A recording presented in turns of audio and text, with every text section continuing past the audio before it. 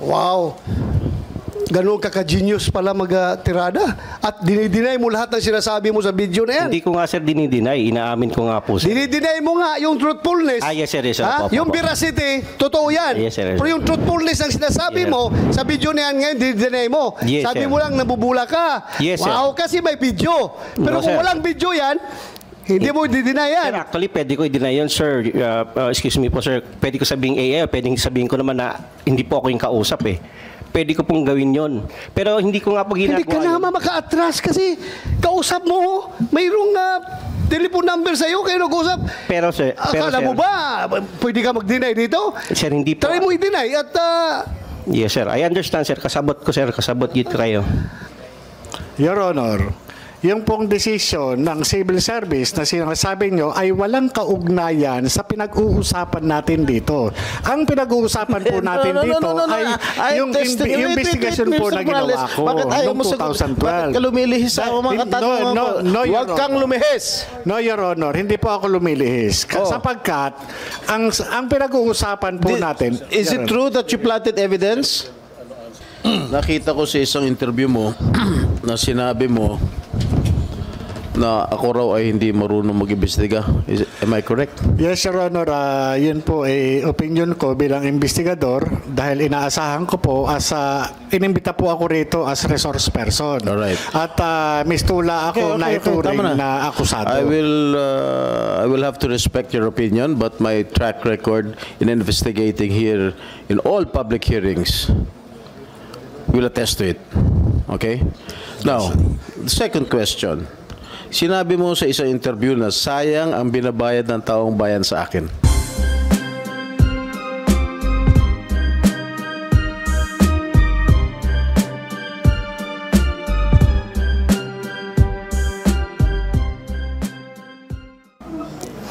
Narinig mo lang yan, hindi mo ginamit?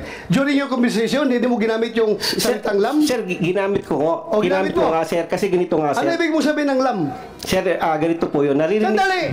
Anong ibig mo sabihin ng lam?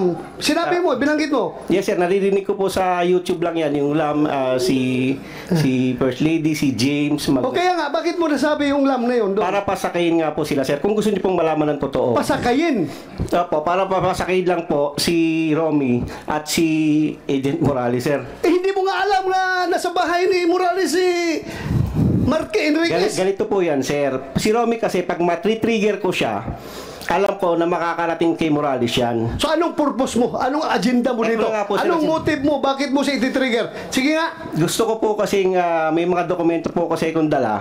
Kasi sir, kung napapagod na po kasi ako sa paulit-ulit na sinasabi nila, alam ko naman na mas may explain ko, sir. Dahil sa mga dokumentong dala ko.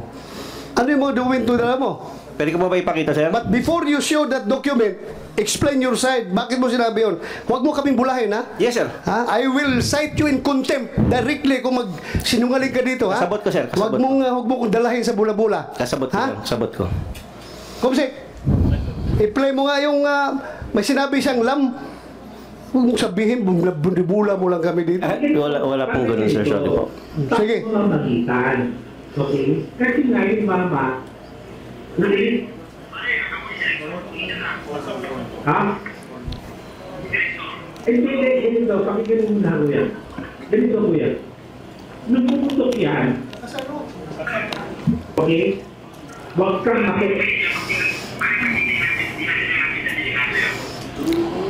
kaya nga ganito, padre.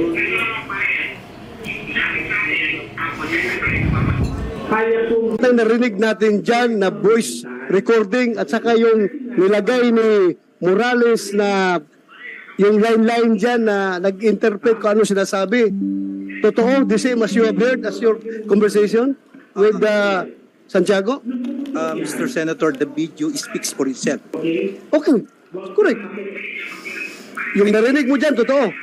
I confirm, sir. So, do you confirm na pinapasakay ka lang ni Santiago? Binubula ka lang niya?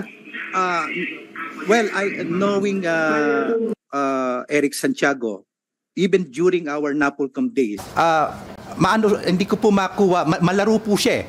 Malaro po siya, malalim. Malalim babaw nga eh. Malalim. Ang babaw nga eh. Hindi po. Pati kami, papasakayin niya. Hindi Ang po. babaw mo. Ikaw, nalalaliman ka sa ganung style? Well, that is per my assessment. Kasi may mga statements po siya na Baka ang malalim sa'yo yung tao na mahilig pumatay kuno, mapapil-papil, yan ang lalim sa'yo? Malaliman ka niyan? No, Your Honor. I've been with him with Napolcom for almost 5 years. So you confirm na yung narinig natin na video recording at saka yung nilagay ni Morales na mga wordings doon, narinig mo yan during your conversation with Santiago? Yes, Mr. Senator. Do you confirm or deny? I don't deny. Para po sa Hindi, yung sinabi niya na binubula ka lang niya. Well, Para daw makapasok siya dito sa Senado at makapagbulala siya ng mga record na hawak niya against Morales. Mr. Senator, I cannot accurately answer what is his intention. That is his intention. Pero with all sincerity, do you think yung usapan niyo, binubula ka lang niya, pinapasakay ka lang niya, taga-DOJ ka eh. Huwag mo sabihin, Expedia agent ka. Huwag mong sabihin, ganun ka kababaw.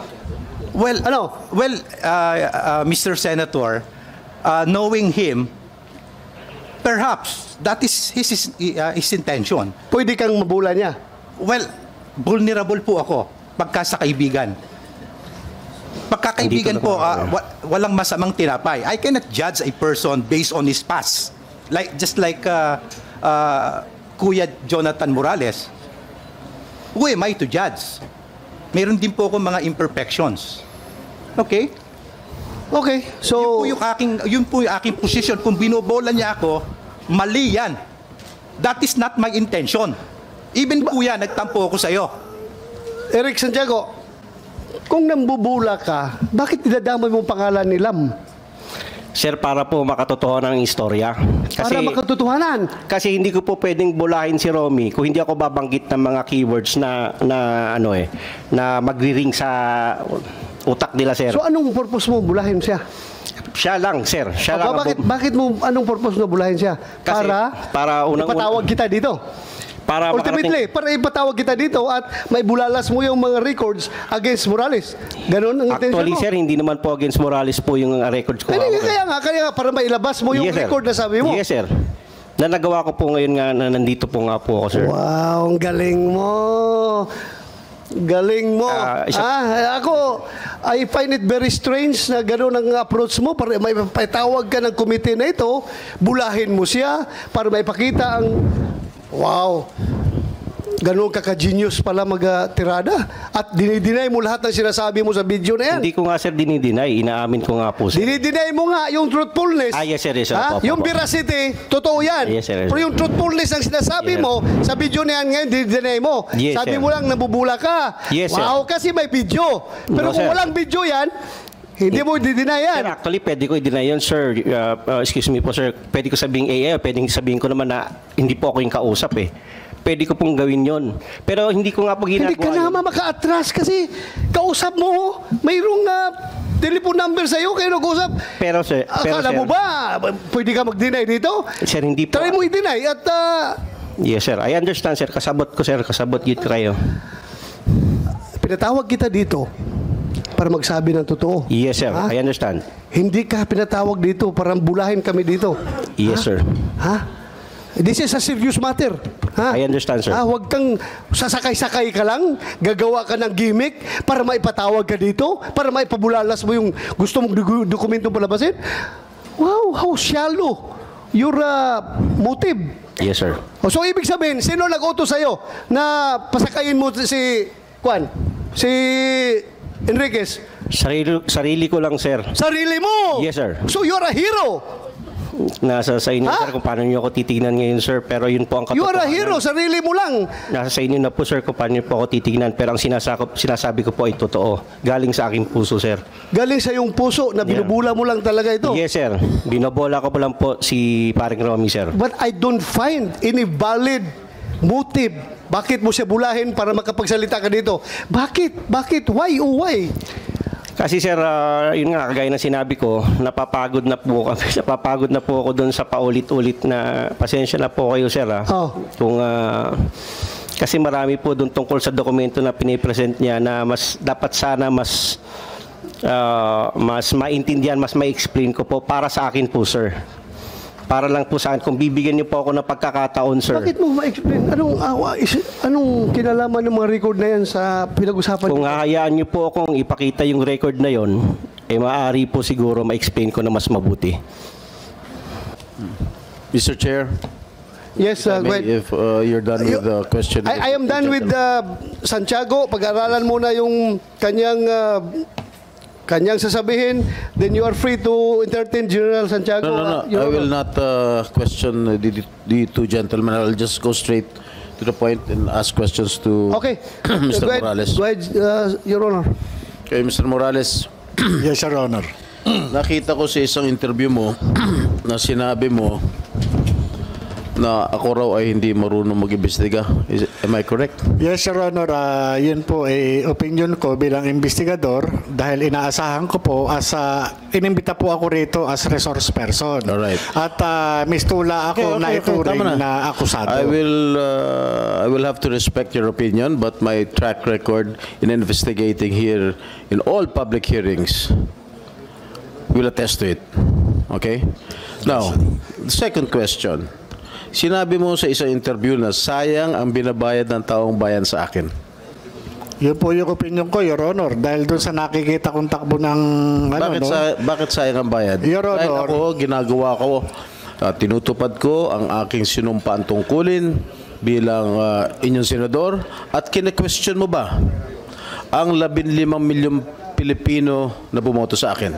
Dahil sinabi mo, sayang ang binabayad nila sa akin. Your Honor, yun po yung opinion ko, gawa ng ako po ay isang investigador. Ang investigador po, nag-extract po na information, nag-elicit po na information upang makuha mismo yung yung ninanais doon sa subject matter. Kagaya po ng ginagawa natin ngayon. Ako po ay nagsasalita lang bilang sa aking opinion at bilang doon sa aking karanasan bilang isang investigador. Kapag ako po ay kaharap ng isang iniimbestigahan, talagang sinisikap ko po na makuha ko yung sustansya na kinakailangan patungkol po dun sa hinahangad kong resulta. Ako po, hindi po kailanman na namemersonal o kumakaladkad o naghuhusga sa pagkatao ng kahit na sino, lalo na yung mga naimbestigahan ko talagang mga kriminal. Yan ang opinion mo. Ito naman opinion ko. Okay. Meron akong kopya ng desisyon ng Civil Service Commission affirming the decision of PIDEA Director General Arturo Cacdac, finding you guilty of dishonesty, grave misconduct, and conduct prejudicial to the best interest of the service. The Civil Service Commission ruled that, and I quote, "It is undeniable, based on Morales' admission, that he concealed or distorted the truth about factual circumstance of the arrest of Chua and Miao. Morales' earlier statement that the arrest was a result of a lawful arrest and later, take note, retracted the same is telltale proof of dishonesty. His action, among others, of planting evidence is likewise an act of dishonesty because it is contrary to the fact that no illegal drugs were seized nor under the possession of the accused." Ang desisyon nito ng Civil Service Commission ay kinatigan ng Korte Suprema noong January 20, 2016. Doon po sa kaso na yun, ikaw mismo ang umamin na you have planted evidence. Paano ka namin ngayon paniniwalaan sa mga sinasabi mo? Hindi nakapagtataka, gawa-gawa mo din ang mga alleged leak documents. Ano po masasabi niyo, Mr. Morales? Your Honor, hindi ko po makita yung relevance ng sinasabi niyong desisyon ng Civil Service Commission. Ang pinag-uusapan po natin dito, Your Honor, Wait. I am testing your credibility, Mr. Morales. All right? You have string of cases filed against you, and one of these that I am mentioning right now is the decision of the Civil Service Commission, which was affirmed by the Supreme Court. All right? Your Honor, yung pong desisyon ng civil service na sinasabi nyo ay walang kaugnayan sa pinag-uusapan natin dito. Ang pinag-uusapan po natin dito ay yung investigation po na ginawa ko noong 2012. Bakit ka lumilihis sa mga katanungan ko? Huwag kang lumihis. No, Your Honor, hindi po ako lumilihis. Sapagkat ang pinag-uusapan po natin... Is it true that you planted evidence? Yes, Mr. Yeah, I just would like to remind you that you address your questions and everything to this chairman para hindi kayo magkapersonalan. Yes, Please Your Honor. address through the chairman para hindi masyado init yung Don't usapan evade niyo. my question, Mr. Morales. Continue.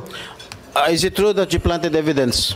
But according to the Civil Service Commission decision, and it was affirmed by the Supreme Court that you planted evidence. No, Your Honor. At yung... You mean to say that you disagree? Of course, you will disagree to with the decision of the Civil Service and the affirmation of the Supreme Court. How can you disagree with the No, Your decision of the Honor, Supreme hindi Court? po yan yung istorya, Your Honor. At ito, Your Honor, yung sinasabi nyo to discredit my credibility, Your Honor. Ang pinag-uusapan dito, ang issue, Your Honor, is yung pagiging investigador ko. Hindi po ako akusado, Your Honor. Mr. Chairman. I am not discrediting your... I am testing your credibility. Huwag kayo magsabay magsalita. Dapat pakinggan mo kung magsalita si Senator Jinggoy. Sa kakasunod. I am testing your credibility. Pinapangunahan mo. Sinasabi mo, I am discrediting your credibility. Kung meron man. Your Honor, sa umpisa pa lang nung magmula nung dumating kayo dito sa hearing, Mr. Chairman, ito na yung naging experience ko, Your Honor, Mr. Chairman, dito sa Senate investigation. Ang ipinunta ko po rito is resource person po ako para dito sa PIDEA Leaks. Dahil ang pinag-uusapan po dito ay yung paglabas ng dokumento dun sa PIDEA. At ako po, Your Honor, investigador lang po ako. Hindi ako akusado, Mr. Chairman, para i-test yung aking credibility. Nakapako lamang po ang aking kaalaman patungkol po dun sa ipinalabas ng vlogger na si Maharlika patungkol po dito dun sa mga confidential documents, classified documents. Doon lang po ako. Ngayon, kung ang butihing senador, Your Honor, ay ang gagawin sa akin ay atakihin ang aking personalidad, wala pong kinalaman ito doon sa mga classified documents na ginawa noong 2012. Ang tanging participation ko lamang po at nalalaman ay yun lamang po nangyari ng 2012 matapos na pumunta yung confidential informant sa Intelligence and Investigation Service. Ngayon, kung ito dinadanas ko ngayon na talagang sinisira yung aking pagkatao, hindi kaya ito ay may kinalaman doon sa ngayon presidente ng Pilipinas na naroon mismo doon sa dokumento na nagkataon na ako ay nag-imbestiga noong 2012. Mr. Chair, Yes, go ahead, ang Senator Jinggoy. sinasabi nitong resource person natin na dinidiscredit ko yung kanyang credibilidad. I am just reading all his cases filed against him. Okay? Inuulit ko lang. Okay? Pinapangunahan mo kaagad ako. Sinasabi mo, didiscredit ko agad yung credibilidad mo. All right now. Yung sinasabi mong nawawalan dokumento, tinanong kita last hearing, where are these documents? Sinasabi mo wala. Tinanong pa kita kung sino yung confidential informant mo. Sinasabi mong hindi mo kilala. Anong klase kang resource person? Wala kang mga ebidensya. Your Honor. Ikaw ba paniniwalaan ka namin dito? Your Honor, Mr. Ganyan Chairman. ang mga sinasagot mo. Your Honor, Mr. Chairman. declassified documents na piniresinta po nung vlogger na si Maharlika na napasa kamay nitong committee na ito. Ito po yung personal ko na under oath po in-identify ko. Itong mga dokumento na ipinakita noon ni Senator Bato de la Rosa, ito po yung nagtataglay ng aking pangalan at pirma. At doon din po sa dokumento na yon ay in-identify ng PIDEA na sasakyan ng PIDEA, na mga kawani ng PIDEA yung mga nandun, at opisyal na sasakyan ng PIDEA yung naandun. Your Honor, yung mismong dokumento nagpapatunay. Yun po ay galing ng PIDEA. Kaya nga po nagulat ako nung lumabas po yun. Tinanong natin ang PIDEA kung galing sa PIDEA. Ano sagot na, meron bang PIDEA rito? General Lasso. Yes, si Mr. Lasso. Tinanong na, I asked you during the last hearing if there is such an existing document. And what was your answer, Mr. Lasso? Your Honor, there are no such documents in PIDEA. Oh, sino nagsisinungal? Sino nagsisinungaling? Di ba ikaw? Your Honor, hindi po ako sinungaling. Eh ano ka? Nagsasabi Liar. lang po ako ng totoo. You are a congenital liar. Base po doon sa aking personal na kaalaman noong 2012 bilang isang investigador.